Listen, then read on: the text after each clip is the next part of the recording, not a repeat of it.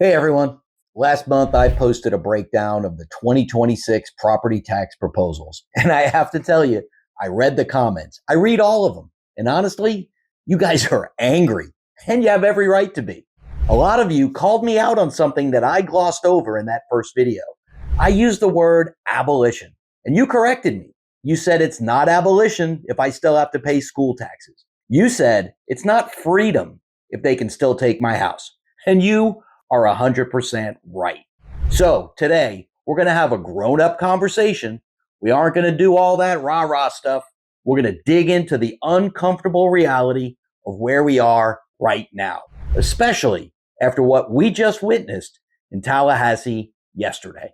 I watched the select committee meeting, so you don't have to. And if you thought the confusion was bad before, it just got worse. We're going to talk about the rent we're paying to the government. We're going to talk about the massive feud that is effectively an open war now between Governor DeSantis and the House Speaker. We're going to look at the Freedom 123 plan that nobody is talking about, which might actually be our only path to true freedom.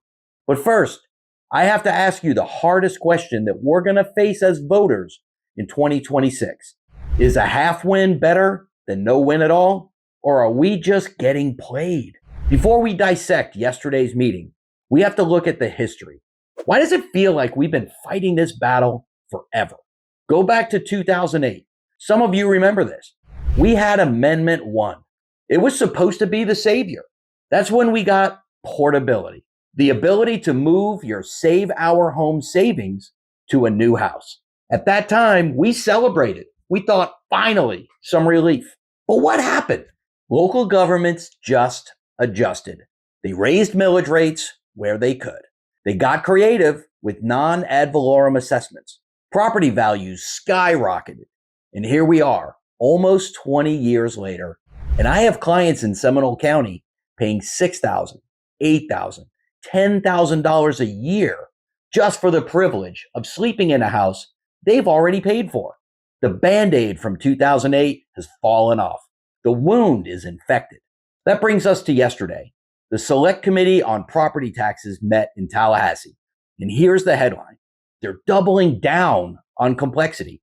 Instead of narrowing it down to one clear path for abolition, the House leadership is pushing this menu concept harder than ever. They're talking about putting 5, 6, maybe even 7 different options on the ballot.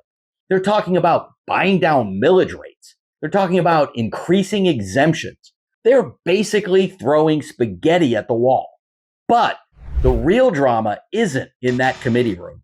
It's in the press. Governor DeSantis has come out swinging. He recently called the House's menu strategy a political game. He said, and I quote, that property taxes are basically paying rent to the government to live on your own property. He is right. That is the core of the anger I saw in the comments. If you pay off your mortgage, you should own your home, period. But right now, look at the actual process. You miss a payment to the tax collector, and the county sells a tax certificate to an investor. That investor holds a lien on your property for 2 years, watching the clock tick-tock. And if you don't pay up with interest, they force a tax deed sale. Your home is auctioned off to the highest bidder, and then the sheriff shows up to evict you from your own house. It's a slow motion eviction by the state. That's not ownership. That's a tenancy. We're basically sharecroppers on our own land. So DeSantis wants a cleaner, more aggressive cut. He wants to stop the rent. But House Speaker Daniel Perez, he's playing 3D chess. He says, no, let's put the menu on the ballot and let the voters choose. Now, here is the trap. And yesterday's meeting confirmed it. DeSantis says the menu is designed to confuse you, so you vote no on everything because you don't know which one is the right one. Perez says the menu is about giving you a choice. Who do you believe? Because here's the reality of the bills that were discussed yesterday. None of them stop the rent entirely. Let's look at the math on the front runner, HJR201. This is the immediate abolition bill that everyone's fighting about. It only cuts the non-school taxes. That means even if we win, even if this passes, you're still going to get a tax bill for the school board. You're still going to have a lien on your house, and you're still technically renting just from the school district instead. So the purists in the comments are saying, vote no. If it's not total abolition, just burn it down. Don't settle for crumbs. I get it. Emotionally, I'm right there with you. My blood pressure goes up every November when I open that envelope. But professionally, as someone who watches people struggle to make those escrow payments every single month, as someone who sees deals fall apart because the monthly payment is too high solely because of taxes, I have a hard time saying no to money. If HJR 201 passes, the average Florida homeowner saves about 50 to 60% on their tax bill. If your bill is $6,000, that's $3,000 back in your pocket every single year. That's 30 grand over a decade. That's a college fund. That's a nice little retirement account. Heck, that's a new roof. Are we really going to look at 30 grand and say, no thanks, I'm mad about school taxes, so I don't want any of it? My opinion, we take the win. We starve the cities and counties of that revenue. We force them to budget better. And then we use that momentum to go after the school taxes next. You don't win a war in one battle. You take territory. HJR 201 is taking a little bit of territory. And speaking of next, there was a glimmer of hope in the discussions regarding the long game. It's not getting the headlines, but you need to know about it. It's the Freedom 123 plan from Representative Ryan Chamberlain. Step 1, roll back taxes to 2022 levels immediately. Stop the bleeding. Step 2, cap the growth so they can't spike again. Step 3, this is the big one, total replacement of property taxes with a consumption tax. That means you get taxed when you spend money, not because you just own something. Tourists pay it, renters pay it, everyone pays it. And in exchange, zero property tax, no tax deed sales, true ownership. That is the dream. That's the finish line. But we can't get to step 3 if we don't survive step 1. The bills on the table right now, HJR 201, HJR 203, these are possible step 1s.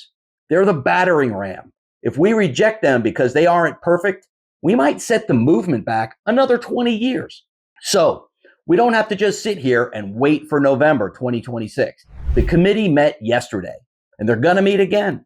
This is the time to push them. I realized after the last video that I didn't give you the right tools. So I built something for you. I'm calling it the 2026 Tax Reform Action Pack.